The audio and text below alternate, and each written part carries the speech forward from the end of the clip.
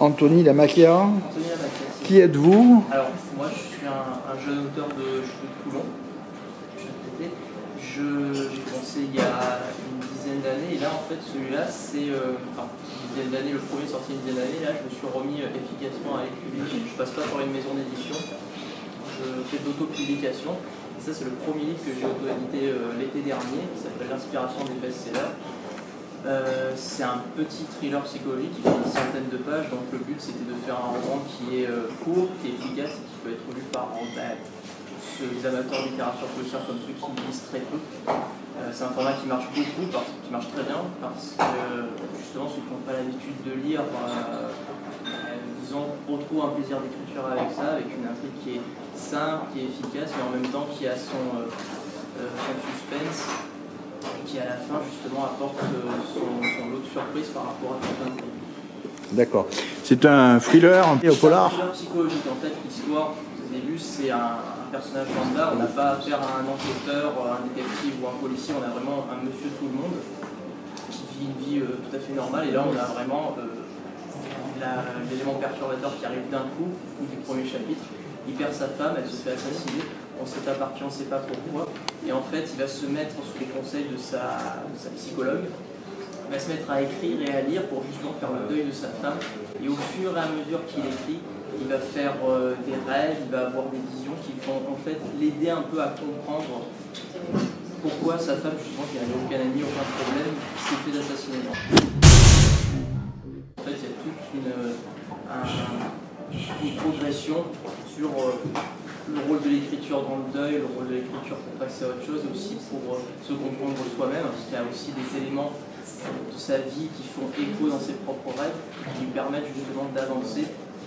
Et avec un peu plus de recul, on a aussi une sorte de frustration sur ce qu'est le métier d'écrivain, sur ce qu'est l'édition de ses écrits dans le monde de l'édition, les éditeurs. Les éditions qui refusent, on a un peu toute cette frustration qui se retrouve dans le suivant. Alors, est-ce que l'action se passe à Toulon? Est-ce que c'est autobiographique partiellement? Je n'ai pas perdu à contact. L'action se situe dans une ville. En général, quand on écrit, jamais l'action dans un lieu bien précis, histoire que, qu'importe le lecteur, il puisse se situer, très bien se passer dans sa propre ville. Il y a des noms de rues très basiques où justement on peut se situer n'importe où. Donc là, c'est pas spécialement sur tout le monde. D'accord.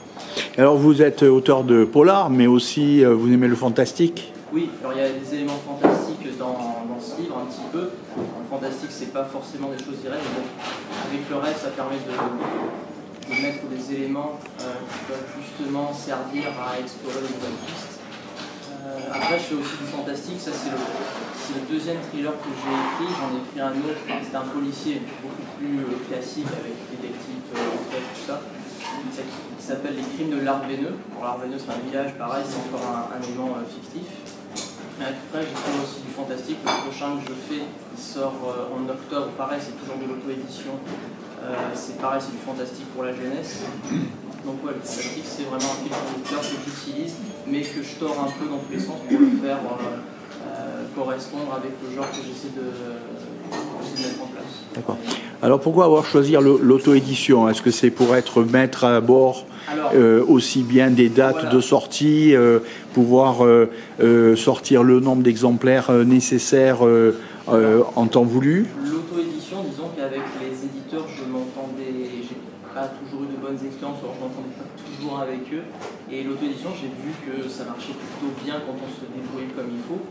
Donc je me suis lancé là-dedans parce que oui, effectivement, ça permet d'avoir le contrôle sur le prix du livre, la couverture. C'est moi qui ai donné les indications au graphiste pour qu'il me fasse la forme que je voulais, ce qui n'est pas toujours le cas avec un éditeur.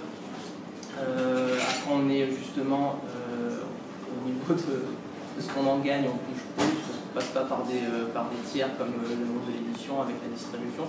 C'est plus difficile parce que c'est un boulot à temps plein, il faut vraiment qu'on fasse notre propre promo, il faut qu'on se déplace, qu'on appelle, donc il y a toute la partie où on doit écrire le bouquin, mais après il y a tout ce qu'il y a ensuite avec la promotion et la communication qui se fait dessus.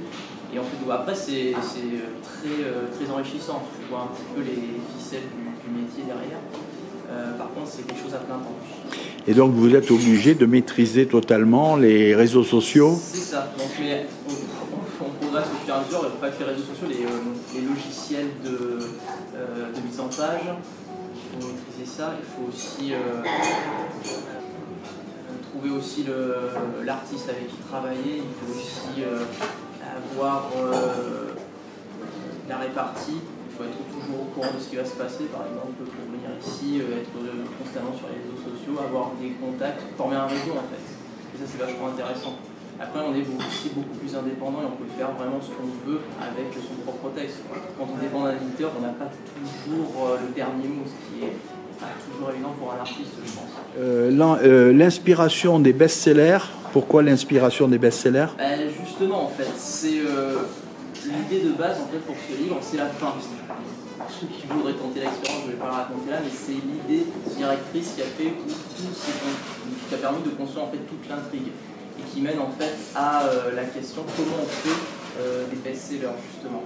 C'est une théorie un peu fantastique forcément, mais quand on voit la difficulté pour rentrer justement dans le monde de l'édition, pour rentrer dans ce circuit de réussite en tant qu'auteur, on se demande quel est en fait le secret pour réussir, et on en vient à avoir un peu d'idées un peu morbides, et c'est ça qui est présenté dans le bouquin. D'accord. Bon, alors donc, comment résumer en un mot? Court, et je pense que le bon mot c'est rêve et frustration. Je pense que c'est ce qui résume bien la résultante de ce livre. Super, ben merci beaucoup.